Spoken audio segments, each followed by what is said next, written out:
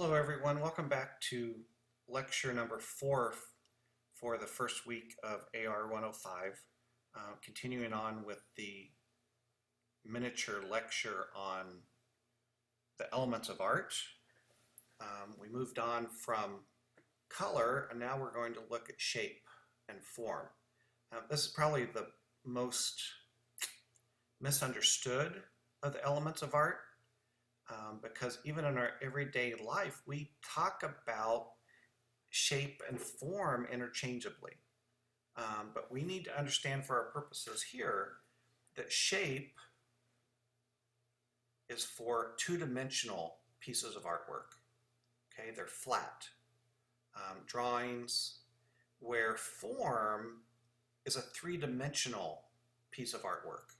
It has volume, it has width, it has depth, it has height, okay?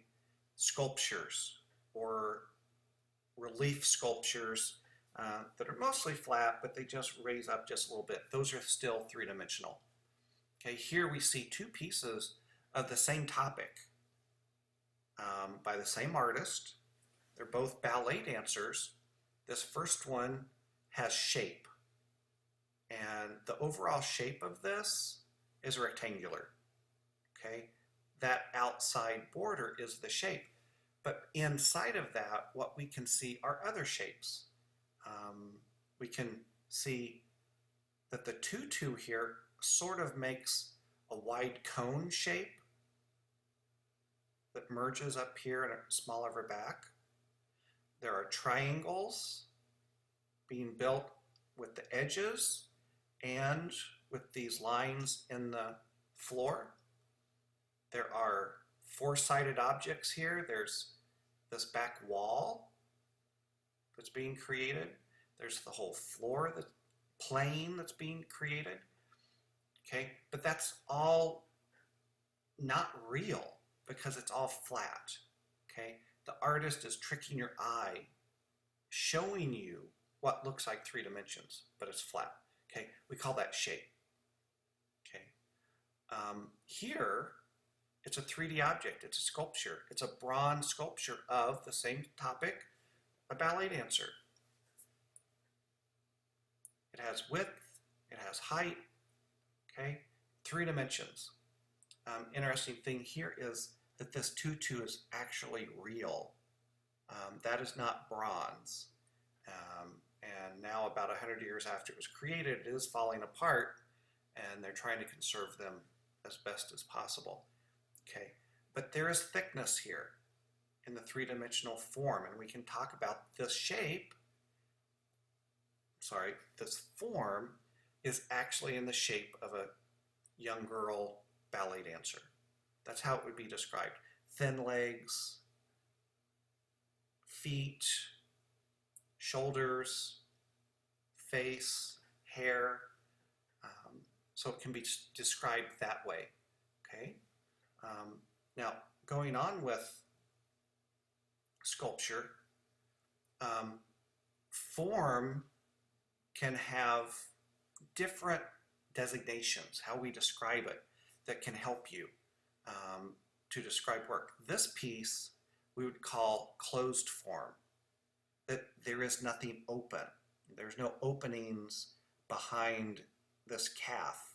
It hasn't been chiseled through. It's very solid, okay?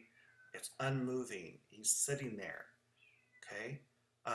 Where this one is very open form, where the marble has been chipped away totally in between the two bodies. Legs are held out into open air. Arms are held out into open air. That there are holes in between these leaves. The hair is almost like little octopus tendrils, arms going out into space.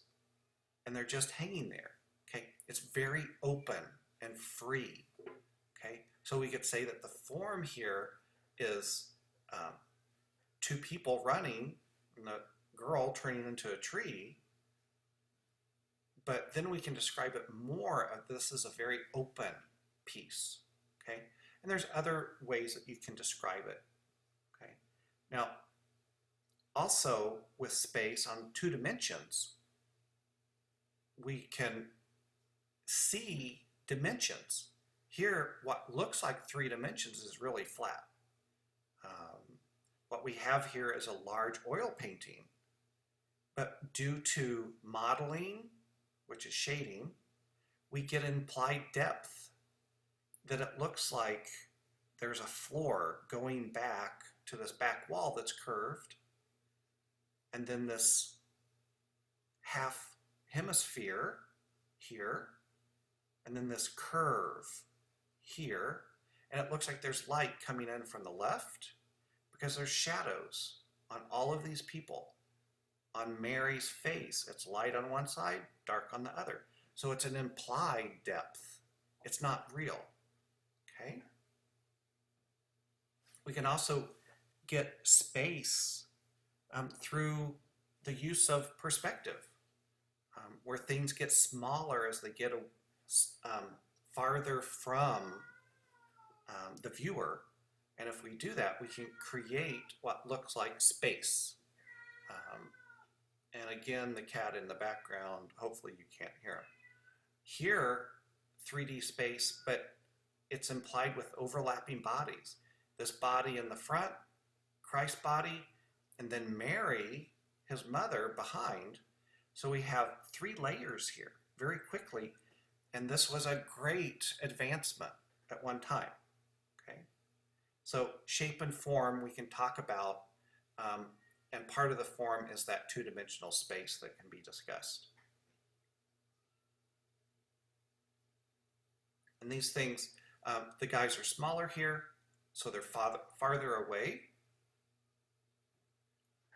Then we can talk about texture. Okay, this old painting that many of your grandparents probably had on their kitchen wall at one time. You go to antique stores today and you can see many, many of these. But this is the Blue Boy, once very famous. But it's simulated texture. Okay, there is texture of paint on the canvas, but we don't touch that. But the artist is implying a texture. So as you look at this, I'll ask you, what type of material is his suit? If you were to reach out and touch the fabric, what would it feel like? Is it cool? Is it smooth? Is it sharp? Is it soft? Does it catch your skin? Or is it totally smooth? Is it plasticky? Is it silk? Okay, those are things that you can describe as you're talking about texture. And here it's simulated texture. But here on the Magdalene, we have a statue that has real, actual, and this should be turned around, it should be, there's very rough hair here.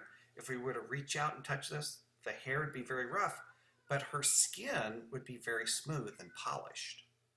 Okay, so there again, we're using quality words to describe what we're seeing. Okay, and pattern we get into a little bit more later, but here we can see pattern in the chair and in her dress that are very different patterns.